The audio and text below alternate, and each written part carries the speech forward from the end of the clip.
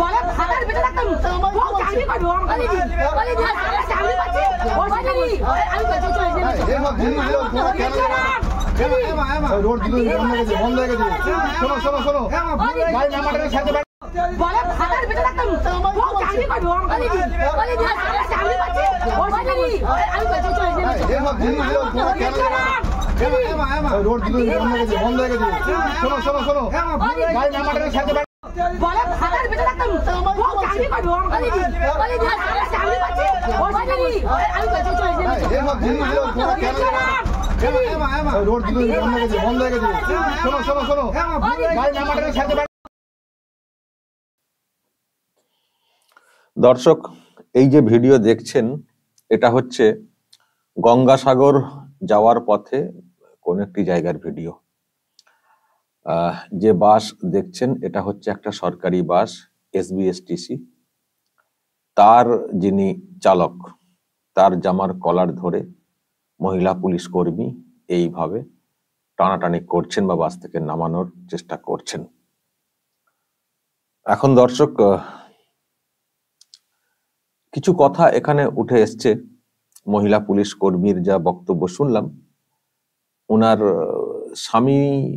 স্বামীকে নিয়ে কিছু একটা বলার চেষ্টা নাকি হয়েছে, যে তিনি বেঁচে থাকতে আবার চাকরি, এই রকম উনি ওনার ভাষাতে বললেন। দর্শক নিশ্চয়ই তো আপনারা শুনলেন বা একটু ভালো করে শুনলে বুঝতে পারবেন উনি কি ভাষাতে বলার চেষ্টা করলেন, বা ওনাকে ওই ভাষাতেই নাকি বলা হয়েছে যেটা বলার চেষ্টা করেছেন ওই মহিলা পুলিশ কর্মী।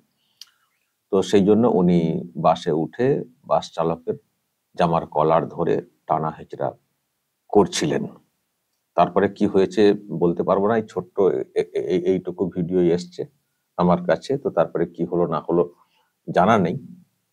তবে যারা বাস কর্মী তাদের তরফ থেকে একটা মানে তাদের বক্তব্য আর কি আমার কাছে এসছে।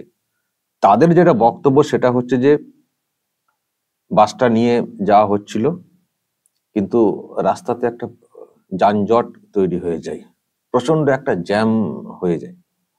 তো সেই জন্য নাকি উপস্থিত পুলিশের যারা ছিলেন ওখানে তাদের উদ্দেশ্যে বাস চালক বলেন যে কি হলো, যানজট যেটা হয়েছে এটাকে সরান না। যানজট মানে সরানোর জন্য নাকি পুলিশকে বলা হয়েছিল বাস চালকের তরফ থেকে, এটাই হচ্ছে তার অপরাধ। সেই জন্য পুলিশ কর্মীরা এই বাসের ভিতরে উঠে বাস চালককে ধরে টানাটানি করছেন।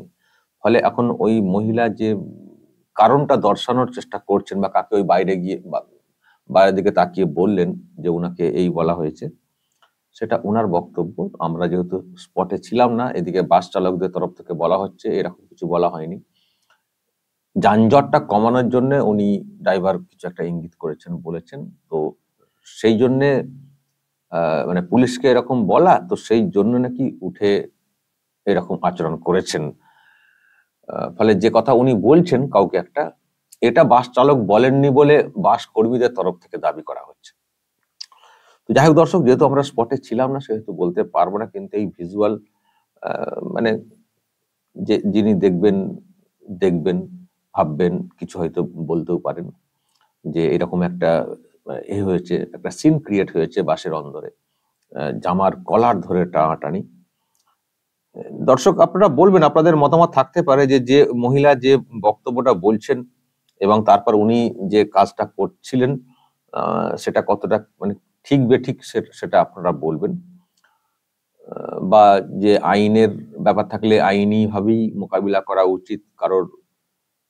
যাই হোক দর্শক, আমি আর এটা নিয়ে কিছু বলছি না, আপনাদের মতামত জানতে চাই। যে ভিজুয়াল সামনে এসছে ঠিক বেঠিক, উভয়ই সরকারি কর্মী, ইনিও সরকারি বাসের চালক, উনিও সরকারি পুলিশ দপ্তরের কর্মী, সবাই সরকারি কর্মী, তাদের মধ্যে সব এইরকম হুস্তি কার্যত হয়েছে আর কি বাসের অন্দরে। দর্শক বলবেন যা বলার, কমেন্ট বক্সে নজর রাখবেন। Arambagh TV plus.